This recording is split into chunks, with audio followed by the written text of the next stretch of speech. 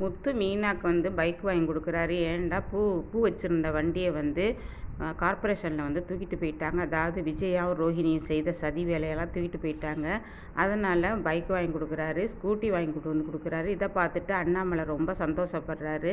மீனா உன்னை விட்டு கொடுத்துக்கவே மாட்டான் பாரு முத்து அப்படிங்கிறாங்க. அதே மாதிரி சுருதியும் சொல்கிறாங்க, அவர் அப்பப்போ கோவப்படுவாரை தவிர கை நீட்டுவாரை தவிர, ஆனால் உங்கள் மேலே ரொம்ப பாசமாக இருக்கிறார் மீனா, கங்க்ராச்சுலேஷன் அப்படின்னு சொல்கிறாங்க. அதை பார்த்துட்டு ரவியும் கங்க்ராட் சொல்கிறாரு. இப்போ மீனா ரொம்ப சந்தோஷமாக இருக்கிறாங்க. முத்துவை கூட்டிகிட்டு ஒரு ரவுண்டு போயிட்டு வர்றாங்க. இப்போ என்ன பண்ணுறாங்க, பூவெல்லாம் எடுத்துக்கிட்டு வியாபாரத்துக்கு போகிறாங்க மீனா. இதை பார்த்துட்டு ரோஹிணி வந்து விஜயா கிட்ட சொல்லுது, பார்த்தீங்களா ஆண்டி, நம்ம வந்து கம்ப்ளைண்ட் கொடுத்தோம், வண்டியை வந்து கார்ப்பரேஷனில் எடுத்துகிட்டு போய் இந்த மீனை அடங்கலை பார்த்தீங்களா ஆண்டி, மறுபடியும் வியாபாரத்தை ஆரம்பிச்சிட்டாங்க. அப்போ வீட்டு வேலையெல்லாம் யார் பாப்பா, உங்களை பார்க்க சொல்கிறா பாருங்க அவள் அப்படிங்கிறாங்க. ஆமாம் ரோஹிணி, அவள் என்ன நினச்சிக்கிட்டு இருக்கான்னு தெரியல, எல்லாம் இவன் கொடுக்குற இடம், முத்து கொடுக்குற இடம் தான் அப்படின்னு சொல்லிட்டு ரொம்ப கோவத்தில் உட்காந்துருக்கா. அப்போ அண்ணாமலை சொல்கிறாரு, நீங்கள் எல்லாம் ஒன்று நினச்சிங்க, கடவுள் ஒன்று நினச்சிட்டான் பார்த்தீங்களா விஜயா அப்படின்னு சொல்கிறாரு. நாங்கள் என்ன நினச்சோம் அப்படின்னு நினச்சவங்களுக்கு தான் தெரியும் அப்படிங்கிறாரு அண்ணாமலை. இங்கே மனோஜ் வந்து ரொம்ப சோகமாக உட்காந்துருக்காரு. அதுக்கு கேட்குறாங்க, ரோஹிணி கேட்குறாங்க, என்ன மனோஜ் என்ன ஆச்சு, ஏன் சோகமாக இருக்கிற அப்படிங்கும்போது, எல்லாரும் அவங்கவுங்க முன்னேறி போயிட்டே இருக்கிறாங்க. அவனை பார், ரவியை பார், ரவி அவன் ஒய்ஃபு முன்னேறிட்டாங்க.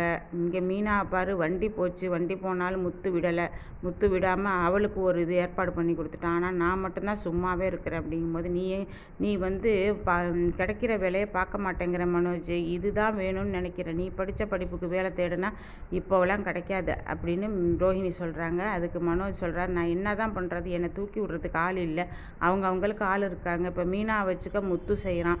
அதே மாதிரி சுருதி ரவியை பார், ரவிக்கு வந்து ரெஸ்டாரண்ட் வச்சு கொடுக்கக்குள்ள அவங்க அப்பா வச்சு கொடுத்துருவாங்க, எனக்குன்னு யாரும் இல்லை அப்படிங்குமா, அப்போ எங்கள் அப்பாவை சொல்கிறியா அப்படின்னு கேட்குறாங்க ரோஹிணி. அதுக்கு வந்து நான் உன்னை சொல்லலை ரோஹிணி, நீ எதுக்கு எடுத்தாலும் நீ கோவப்படுற, என்னையும் தூக்கி விடுறதுக்கு ஆள் இருந்தால் நானும் வந்து வேணாண்டா சொல்கிறேன், நானும் எனக்கு சொந்த தொழில் வச்சு கொடுத்தா நான் பார்க்க மாட்டேன்னா சொல்கிறேன் அப்படின்னு மனோஜ் கேட்குறாரு. இப்போ என்ன தான் பண்ண சொல்கிற அப்படிங்கிறது எனக்கு ஒன்றுமே தெரியலை ரோஹிணி. இதுக்கு ரோஹிணி சொல்கிறாங்க, ஆமாம் உங்கள் அப்பாவோட 27 லட்ச ரூபாயை கொண்டு போய் ஒரு பொண்ணுகிட்ட கொடுத்தேன்னு சொன்னீல, அது எந்த பொண்ணு, அவள் பேர் என்ன, அவள் பேர் ஜீவா, அவளோட ஃபோட்டோ எதுவும் இருக்கா அவன்கிட்ட, இருக்குது அப்படின்னு சொல்லும்போது ஒரு மாதிரி பார்க்குறாவ. இருக்குண்டா, நான் நிறையா வச்சில்ல, அவளையெல்லாம் பிளாக் பண்ணி ரொம்ப நாளாச்சு, மெயிலில் இருக்குது அவள் ஃபோட்டோ.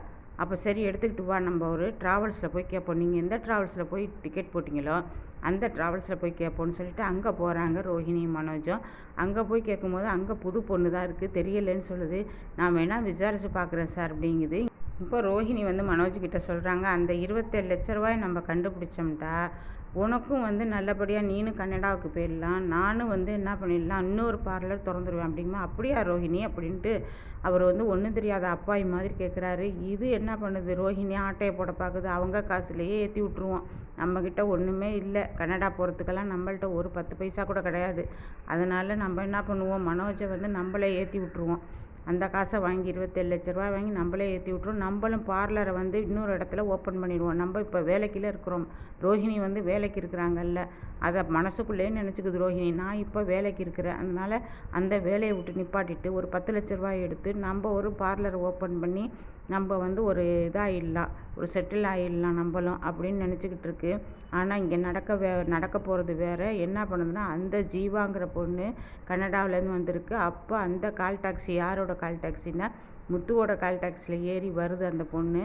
வந்துக்கிட்டு இருக்கும்போது அப்போ முத்து கேட்குறாரு, ஏன் மேடம் நீங்கள் எங்கேருந்து வர்றீங்க அப்படிங்கிறாரு. நான் கனடாவிலேருந்து வர்றேன் அப்படிங்கும்போது, அப்படிங்களா மேடம், ஓ நீங்கள் என்ன பண்ணுறீங்க அங்கே, நான் பெரிய கம்பெனியில் ஒர்க் பண்ணுறேன், என் அண்ணன் கூட மேடம் கனடா போகணும் சொல்லிக்கிட்டே இருக்கிறான் அப்படின்னு சொல்கிறாரு முத்து. அப்படிங்களா, அப்படிலாம் உடனேலாம் வந்துட முடியாது சார் அப்படின்னு அந்த பொண்ணு ஜீவா தான் சொல்லுது. இதை கேட்டுட்டு முத்து கேட்குறாரு, ஏன் மேடம் எவ்வளவு செலவாகும் கனடா போகிறதுக்கு, அது ஒரு 20 லட்ச ரூபா செலவாகும். 20 லட்சமா, 14 லட்சம் கேட்டாங்களாம் ஒரு கம்பெனியில், அது நல்ல கம்பெனியாக இருந்தால் பரவாயில்ல, 14 லட்சங்கிறது கம்மி தான் அப்படிங்கிறாங்க.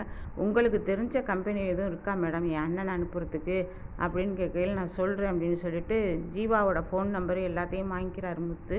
வாங்கிட்டு வீட்டுக்கு வந்துடுறாரு. அப்போ வந்து மீனா கிட்ட சொல்கிறாரு, இந்த மாதிரி இன்றைக்கி ஒருத்தவங்க காரில் வந்து ஏறினாங்க, அவங்கக்கிட்ட வந்து மனோஜை பற்றி சொன்னேன், நான் வந்து ஏதோ முயற்சி பண்ணுறேன்னு சொல்லியிருக்காங்க அப்படின்னு அவர் தான் மனோஜோட முன்னாள் காதலின்னு தெரியாமையே முத்து பேசிக்கிட்டு இருக்காரு. இங்கே ரோஹிணி வேறு பிளான் பண்ணிக்கிட்டு இருக்கு. அதாவது 27 லட்ச ரூபா வந்த உடனே ஒரு பார்லரும் ஓப்பன் பண்ணிவிட்டு மனோஜையும் வெளிநாட்டுக்கு அனுப்பி விட்டுடலாம் அப்படின்னு ரோஹிணி நினைக்கிது. இங்கே முத்து என்ன நினைக்கிறாருன்னா, நம்ம அப்பாவுடைய பணம் 27 லட்ச ரூபாய் ஒரு பொண்ணு தூக்கிட்டு போச்சுல்ல, அந்த பொண்ணை பற்றி இந்த பொண்ணுக்கிட்ட விசாரிக்கலாம்ல, நம்ம காரில் வந்துச்சுல்ல, அந்த பொண்ணுக்கிட்ட விசாரிக்கலாம்ல அப்படின்னு நினச்சிக்கிட்டே படுத்துருக்கிறாரு.